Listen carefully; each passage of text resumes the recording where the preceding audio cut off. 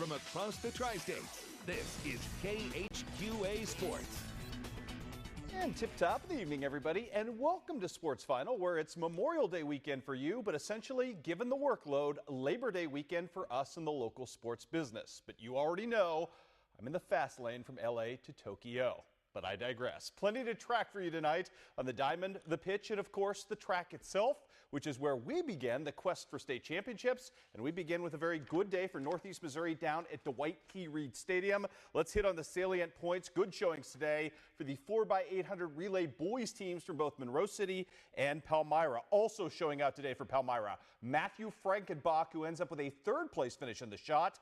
In Class 1, it's Josiah Lindberger with a fifth place finish in the Class 1 triple jump as well. Skylar Klein today in good company among the high jumpers as Klein, Kyle Fulton from Monroe City, and also Tristan Castilla from Louisiana, all in the top 10 in the high jump today. Our congratulations as well. Not his best event, but still a top 10 finish for Paris, Missouri's Zane Lockhart, who finishes 8th in the long jump. Moving back down to Class 1 boys, North Shelby also with a couple of good finishes, as I mentioned, not only in the triple jump for Josiah Lindberger, but as well for the 4x800 meter relay team, which sets a new school record in the offing. On the girls' side today, not as much finals action, but two things I need to point out. Congratulations to Mark Twain's Kylie Barnes, who had a fourth place finish in the shot put, and South Shelby's Kayla Dawkins, who finished 7th in the 800 meter. Let's move on to the Illinois side of things now. Boys sectionals tonight at Rushville Industry. In the middle of your screen, 100 meters, Jacob Scholl, resplendent in his headband, a time of 11.17 to qualify, beating Pittsfield's Trey Lobby, who is also Charleston bound as well. Boys 110-meter hurdle, story of this day, middle of your screen, the homestanding Rushville Rocket. You are looking, my friends, at Brady Crane, winning this one in 15.25. He also would win the 300-meter hurdles as well. Our congratulations to him, headed to state in 2 events. Shot put today, headed to state, Manning Plater, also from Rushville Industry, and you're going to hear a lot about the Rockets over the next few minutes. A throw of 48.6½, good for second place behind Jacksonville Route's Austin Black, who threw 48.67 3/4. Long jump was contentious today. Two guys who jumped over 20 feet, including Alec President, who you see right there from Rushville Industry, missed out today. Dalton Edwards, though, in his first year out of Payson Seymour, jumping with a long jump here of 20 feet 9.5 inches. Thought he had first place until Elhar Saldana from Camp Point Central gets back up, decides he wants one more jump. He'd already qualified. Here he goes, 21 feet 2 inches for the win and the spot in state. Also qualifying for state, Liberty's 4x800 meter boys team, which runs a time of 8:33.49 to qualify as well. Most exciting event of the night, 4x100 meter relays. Rushville Industries, Austin Gardner going to come from off your screen. That is a big man moving fast to get the win over Illini West.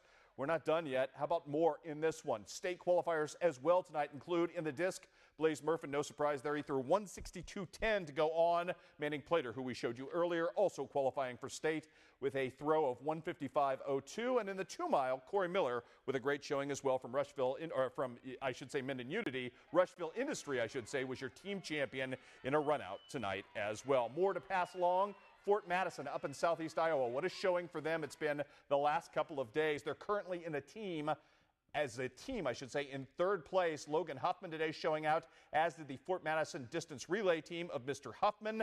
Hunter Polpeter, Jeremy Maldonado, and Nick Guzman. Our congratulations there as well. And it's state today on the Illinois girls side of things. McKenna Baker sets a new school record for Quincy High School in qualifying to go to the state final. She throws 39 feet 10 inches and a quarter there, so congratulations to Miss McKenna Baker as well. Speaking of Quincy High School, tennis today, the Blue Devils hosting sectionals. Quincy High School in the far court, the #1 doubles team of Tom O'Connor, Colin Adams, and look at Colin Adams with a magnificent magical drop shot right there, and it was that kind of day for Quincy High School. O'Connor doing his thing right here with the hard smash right back, unreturnable. Quincy High's #1 doubles team was ranked #2 coming in today, and they would show out and prove every bit of that. A little more for you of Colin Adams, just absolute kill shots out of that young man today. Adams and O'Connor in the double side of things, as well as Andrew Fauble for Quincy High on the single side of things. The only locals advancing to state. Both will play in the semifinals coming up tomorrow. Our congratulations to both of those crews. We've got some soccer to talk about tonight. Hannibal, a winner over Kirksville in districts. 5-1 was your final. we had hoped to have video of this for you tonight. Had a little snafu with our friends in Kirksville. No matter, they did get us some post-game sound with the victorious Eric Hill afterwards. We knew coming in it was going to be a tough game with Kirksville, and just really didn't know what to expect. We've played them tight twice, but the girls really opened things up early on in the first half and got that nice 3-0 lead at halftime. And I think just by us really attacking the goal with a lot of pressure early on kind of set the tone for us tonight.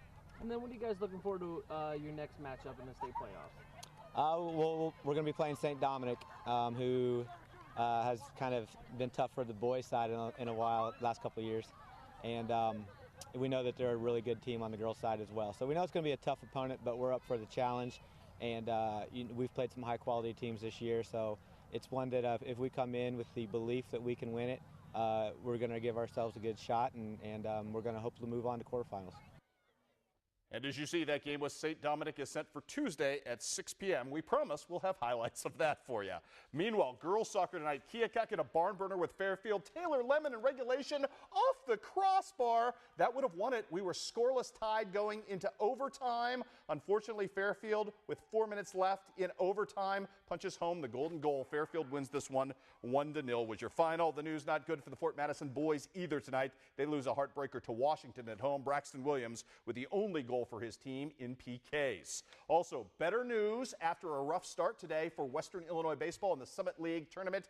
Western Illinois falls into the elimination bracket with a loss to North Dakota State today, but bounces back tonight to advance back into the championship round tomorrow at 1 o'clock, where they will have to beat North Dakota State twice to get it done. But again, setting up in pretty good chance to have a shot at that title tomorrow.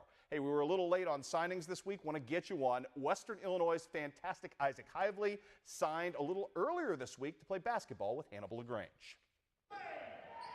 It's a great school, a great educational program, great campus, and really clicked with the basketball coach, Coach Durst, and looked like a great fit for me for basketball and school. That's the main thing he said was my length and athleticism. I could jump in as a wing there, be an athletic wing for him, score, play some defense.